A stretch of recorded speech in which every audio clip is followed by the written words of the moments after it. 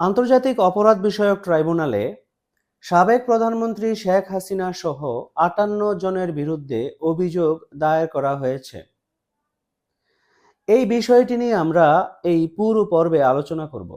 আমি অ্যাডভোকেট মোহাম্মদ আলী হোসেন বাংলাদেশের কুমিল্লা আদালতে কর্মরত আছি।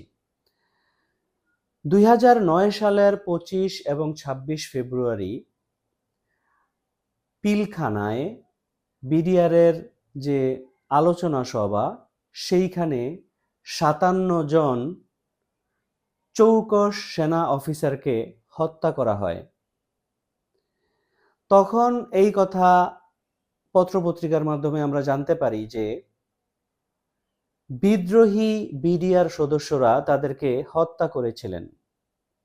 কিন্তু এই বিষয়টি নিয়ে একটা সারা বাংলাদেশে বা সারা পৃথিবীতে ধূম্রজাল সৃষ্টি করা হয়েছিল যে স্বাধীনতাকালীন সময়ে কিংবা দ্বিতীয় বিশ্বযুদ্ধেও এত সেনা কর্মকর্তা নিহত হয়নি। এত বড় যুদ্ধগুলিতে যদি এই ৫৭ জন সেনা কর্মকর্তা নিহত না হয়ে থাকে, তাহলে বাংলাদেশের একটা বিডিআর নামক একটা সুশৃঙ্খল বাহিনীতে চাকরি করা কিছু বিদ্রোহী সেনা এরকম ৫৭ জন সেনা কর্মকর্তা এবং পরিবার সহ ৭৪ জন মানুষ হত্যা করে ফেলবেন, বিষয়টা ছিল অত্যন্ত অস্বাভাবিক। সেই কারণে তৎকালীন প্রধানমন্ত্রী শেখ হাসিনা সহ তার উপদেষ্টা মণ্ডলী, তার দলের সিনিয়র নেতাকর্মীদের বিরুদ্ধে অভিযোগ ছিল। এই বিডিআর হত্যাকাণ্ডটি বাংলাদেশের ইতিহাসে একটি কালো অধ্যায়। আপামর বাংলাদেশিরা মনে করে যে এই ক্ষেত্রে হয়তোবা জাতীয় এবং আন্তর্জাতিক কোনো ষড়যন্ত্র থাকতে পারে। এই বিষয়ে দীর্ঘ সময় ধরে বাংলাদেশের বিভিন্ন তদন্ত সংস্থা তদন্ত করেছিল শেখ হাসিনার আমলে। শেখ হাসিনা তো এখন আর ক্ষমতায় নেই। মনে করা হয় যে ওই সময়ে যেই তদন্তগুলি করা হয়েছিল সেটা নিরপেক্ষভাবে করা হয় নাই। তাই শেখ হাসিনা ৫ আগস্ট পালিয়ে যাওয়ার পর বাংলাদেশের ভিতরে এই তদন্তটি নতুন করে করার জন্য একটা কমিশন গঠনের জোরালো আবদার লক্ষ্য করা যায়। এই পর্যায়ে অন্তর্বর্তীকালীন সরকার ডিসেম্বর মাসেই ওনারা একটা বক্তব্য দিয়েছিলেন যে ওনারা একটা স্বাধীন তদন্ত কমিশন করবেন। কিন্তু কিছুদিন আগেই ওনারা এই কথা বললেন যে ২টি মামলা যেহেতু এই বিষয়ে চলমান রয়েছে, ওনারা স্বাধীন তদন্ত কমিশন করবেন না। এই বিষয়টা বাংলাদেশের রাজনৈতিক ব্যক্তিত্ব, বুদ্ধিজীবী, সাংবাদিক সহ সকল শ্রেণী পেশার মানুষ অত্যন্ত নেগেটিভভাবে গ্রহণ করে।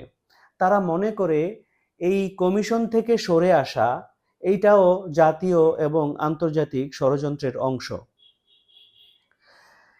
সারা বাংলাদেশের অ্যাক্টিভিস্ট সহ সকল শ্রেণী পেশার মানুষের আন্দোলন বা আবেদন বা সমালোচনার ফলে সরকার নতুন করে একটি তদন্ত কমিটি গঠন করার বিষয়ে বাংলাদেশের মানুষকে আশ্বস্ত করে। ঠিক এরই পরিপ্রেক্ষিতে এখন আবার এই সেনা কর্মকর্তাদের পরিবার পরিজন বৃন্দ, আত্মীয় স্বজন বৃন্দ ট্রাইব্যুনালে অভিযোগপত্র দায়ের করলেন।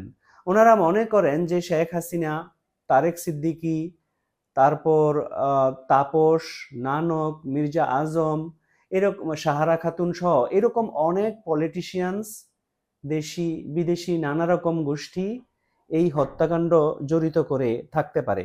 কারণ এর পেছনে আরো কিছু বিষয় রয়েছে যেই কারণে এই সেনা কর্মকর্তাদের উপর এই রাজনৈতিক ব্যক্তিত্ব এবং জাতীয় ও আন্তর্জাতিক বিভিন্ন সংগঠন ক্ষুব্ধ হয়ে থাকতে পারে। এখন কথা হলো, অভিযোগ করা, মামলা করা সেটা একটা বিষয়, কিন্তু সত্য উদ্ঘাটন করা সেটা অত্যন্ত চ্যালেঞ্জিং আরেকটি বিষয়। আপনারা জানেন যে আইন অন্ধ। এইখানে বিচারক যদি বুঝতেও পারেন কেউ অপরাধী, কিন্তু যথাযথ তথ্য প্রমাণ না থাকলে বিচারক চাইলেও সেই বিচার করতে পারেন না এবং দোষীদেরকে সাজা দিতে পারেন না। এখন যেই অভিযোগটা করা হলো, এখন এই তদন্ত কমিটি যদি যথাযথ তদন্ত করে কারা আসলে এই ঘটনার সাথে জড়িত ছিল, নিরপরাধ কোনো বিডিআরের সোলজাররা এখন জেল খাটতেছেন কিনা, কিংবা কোনো দোষী ব্যক্তি আসলে এতদিন নির্দোষ অবস্থায় ছিলেন কিনা, এই সকল পূর্ণাঙ্গ প্রতিবেদন যখন এই তদন্তকারী কর্মকর্তারা এই ট্রাইব্যুনালে জমা দিবেন বা এই তদন্ত কমিটির কাছে জমা দিবেন, তখন এই বিষয়টি নিয়ে মামলা অগ্রসর হবে। অনেক দিনের আগের ঘটনা, 15 বছর আগের ঘটনা, তথ্য প্রমাণ কতটুকু আছে, কতটুকু সংগ্রহ করা যায়, এইগুলির উপর বেসিস করে এই বিচার প্রক্রিয়া এগোবে। ফলাফল কি হবে এই বিচার প্রক্রিয়ার? দুটো ফলাফল হবে। এক হচ্ছে, যদি কাউকে আগের তদন্তগুলির মাধ্যমে যদি কোনো ভুল ত্রুটি হয়ে থাকে বা প্রভাবিত করা হয়ে থাকে, সেই প্রভাবিত করার থেকে বর্তমান কমিশন যেহেতু আগের সরকারের অংশ না, নতুন একটা সরকারের অংশ, আশা করা যায় তুলনামূলকভাবে কম প্রভাবিত হয়ে তারা তাদের তদন্ত কাজ চালাইতে পারবেন এবং এই স্বাধীন তদন্ত কমিশন বা বর্তমানের আন্তর্জাতিক অপরাধ ট্রাইব্যুনাল সেটার যথাযথ বিচার করতে পারবে। তাহলে আমরা ফলাফল পেলাম একটা, নাম্বার 1, সেটা হচ্ছে যে আমরা একটা আশা করতে পারি যে একটা নিরপেক্ষ তদন্ত এবং একটা ন্যায় বিচারের জন্য একটা বিচার সংগঠিত হওয়া, এটা আমরা পাবো।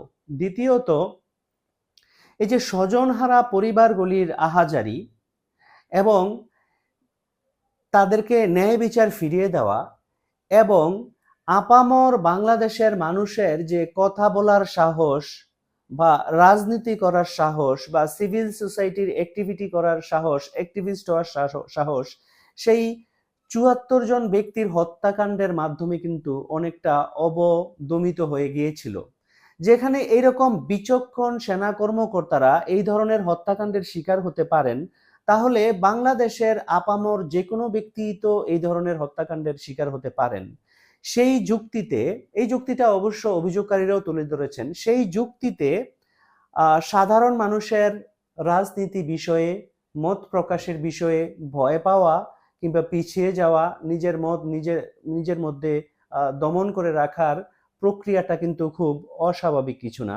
তাহলে এই ভয়ভীতি যদি দূর হয়ে যায়, তাহলে নতুন করে বাংলাদেশের মানুষ তাদের যে মৌলিক অধিকার সেটা চর্চা করতে পারবে। এছাড়াও ভবিষ্যতের কোনো রাজনৈতিক দল এই ধরনের ঘটনা ঘটাইতে অন্তত 10 বার চিন্তা করবে, যে আজ না হোক কাল, 5 বছর পর না হোক 15 বছর পরে হলেও অপরাধের বিচার হয়, অপরাধের তদন্ত হয়। এটা রাজনৈতিক দলগুলির জন্য, দেশি বিদেশি শক্তির জন্য একটা শিক্ষা হয়ে থাকবে। তো বন্ধুরা, এছাড়াও আরো নানা রকম ইম্প্যাক্ট এই বিচারের মাধ্যমে আমরা দেখতে পাবো। কারণ একটা দেশে যদি সুশাসন না থাকে, একটা দেশে যদি আইনের শাসন না থাকে, মৌলিক অধিকার মানুষ যদি পূরণ করতে না পারে, তাহলে ওই দেশের অস্তিত্ব, ওই দেশের ভবিষ্যৎ ম্লান হয়ে যায়। এছাড়া এই যে অনেক সোলজারদেরকে বলা হয় বিডিআরের যে তারা অন্যায়ভাবে দোষী সাব্যস্ত হয়ে কেউ কয়েকজন মারা গিয়েছেন, ডিওডি তৌহিদ, কেউ এখনো বিনা বিচারে জেল খাটতেছেন বা ভুল বিচারে বা প্রভাবিত হওয়া বিচারে জেল খাটতেছেন। তো তাদের স্বজনগুলিও তাদের আত্মীয় স্বজনকে ফিরে পাবে। এছাড়া বাংলাদেশের যে অমূল্য রত্ন, যে সেনা কর্মকর্তাদেরকে আমরা হারাইলাম, তাদেরকে তো আর আমরা ফিরে পাবো না, কিন্তু তাদেরকে যদি আমরা ন্যায় বিচার দিতে পারি, তাহলে এই পরিবারগুলি এই সান্ত্বনা পাবে যে বাংলাদেশে কেউ অপরাধ করতে পারে, কিন্তু ন্যায় বিচার নিশ্চিত হয় তাদের প্রতি অপরাধ ঘটেছিল এবং এই অপরাধ যারা করেছিল তার শাস্তি পেয়েছে। এই ধরনের জাতীয়, রাজনৈতিক এবং আন্তর্জাতিক পরিমণ্ডলে সর্বত্র এর একটা পজিটিভ ইম্প্যাক্ট পড়বে। এছাড়া যারা অপরাধী রয়েছেন, আগে ছিলেন, বর্তমানে আছেন এবং ভবিষ্যতে অপরাধ করবেন, তাদের প্রত্যেকের জন্য এটা একটা শিক্ষণীয় বিষয় হয়ে থাকবে। বন্ধুরা, এই ছিল আজকের আলোচনা।